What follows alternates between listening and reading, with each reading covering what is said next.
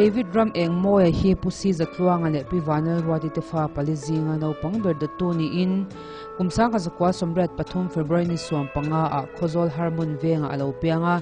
no pangpian thale duam takani a miril ruknet le taima ahma ti tur ang te felfai taka hlen chwa ma chuan bansan mai ngai lo mi ani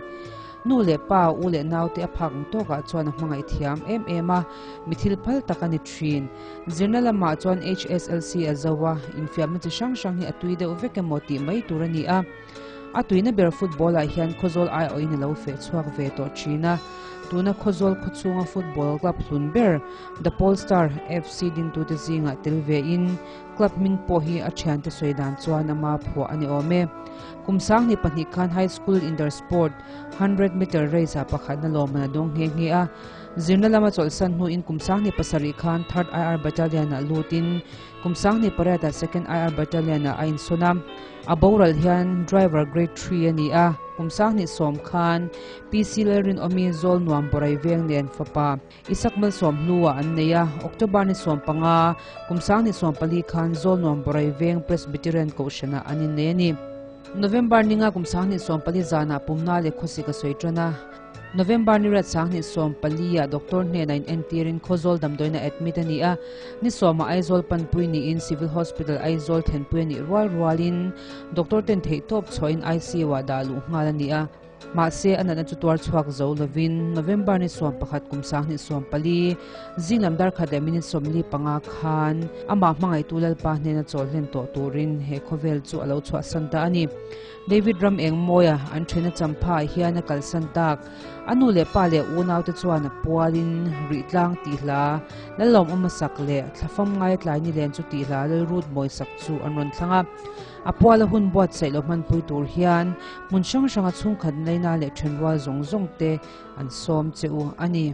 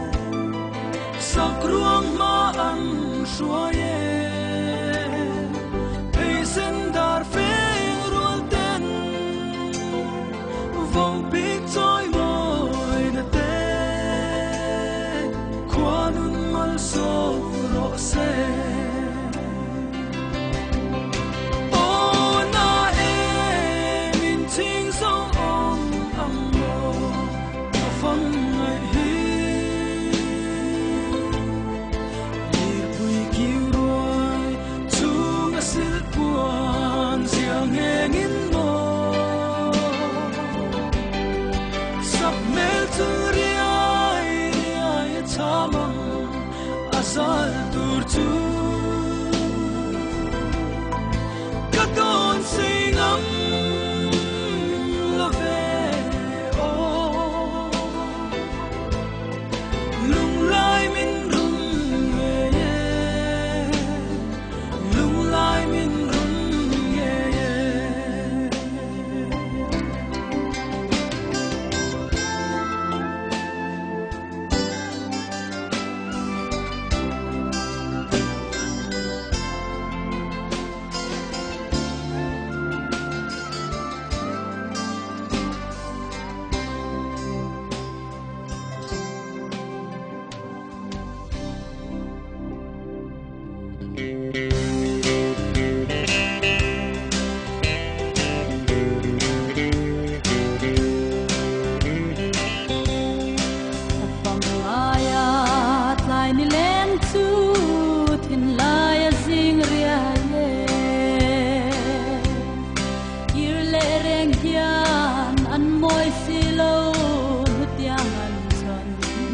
Veram hi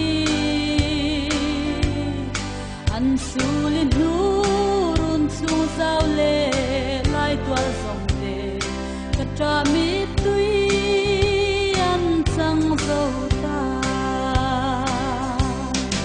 o ngain katra darang len lai kha run chung na bang nui na real tui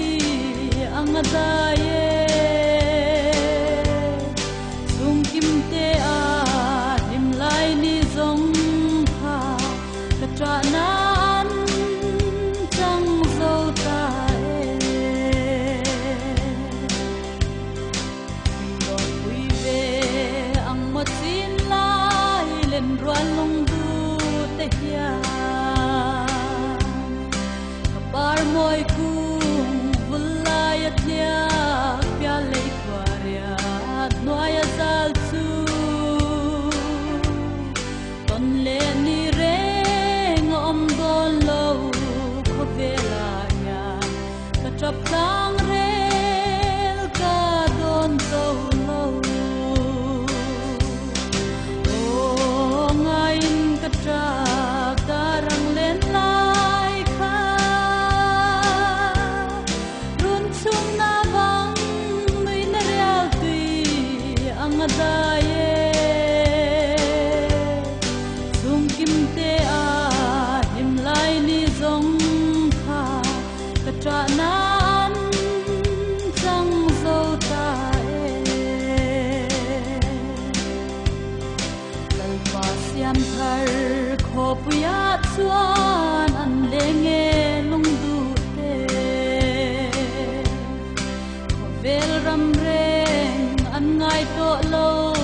zion lalpa ro pui fakin hallelujah tia vin zion remme lom na chu lo chu an chang ta o ngain katra darang len lai kha run chung na bang nui na real tui angada